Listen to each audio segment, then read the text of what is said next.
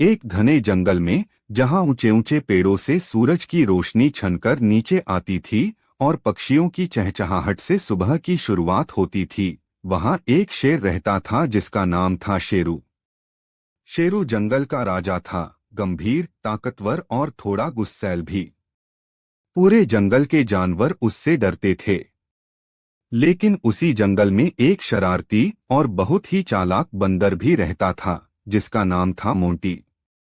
Monty को मस्ती करना, उछल-कूद करना और दूसरों को हल्का फुल्का परेशान करना बहुत पसंद था। एक दिन मोंटी ने सोचा कि क्यों न आज जंगल के राजा के साथ थोड़ा मजाक किया जाए। बस फिर क्या था, वह चुपके से उस पेड़ पर चढ़ गया जिसके नीचे शेरू आराम कर रहा था। शेरू दोपहर की धूप में आंखें बंद करके झपकी ले रहा था।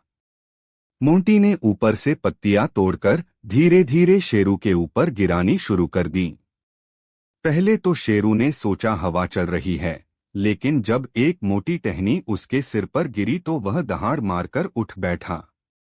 उसने इधर उधर देखा, पर उसे कोई दिखाई नहीं दिया। ऊपर बैठा मोंटी अपनी हंसी रोकते रोकते लाल हो रहा था। थोड़ी देर बाद मोंटी ने एक और शरारत की। उसने पेड़ से एक आम तोड़ा और शेरू के पास फेंक दिए। शेरू के पंजे से टकराया। अब शेरू को समझ आ गया कि कौन उसे परेशान कर रहा है। उसने ऊपर देखा तो मोंटी पेड़ की डाल पर उल्टा लटका हुआ मुंह बनाकर उसे चिढ़ा रहा था। शेरू गुस्से से गरजा, नीचे उतर, बदमाश। मोंटी बोला, अरे महाराज, गुस्सा सेहत के लिए अच्छा नहीं, और फिर एक डाल से दूसरी डाल पर कूद गया। शेरू ने पेड़ पर चढ़ने की कोशिश की, लेकिन वह बंदर जितना फुर्तीला नहीं था। मोंटी कभी शेरू की आवाज की नकल करता, कभी उसकी दहाड़ की मजाकिया कॉपी बनाता। पूरे जंगल के जानवर दूर खड़े यह नजारा देखकर हंस रहे थे। शेरू की हालत ऐसी हो गई कि वह और भी चिढ़ गया। उसने सोचा, आज इसे सबक सिखाना ही पड़ेगा। अगले दिन शेरू ने चाल चली।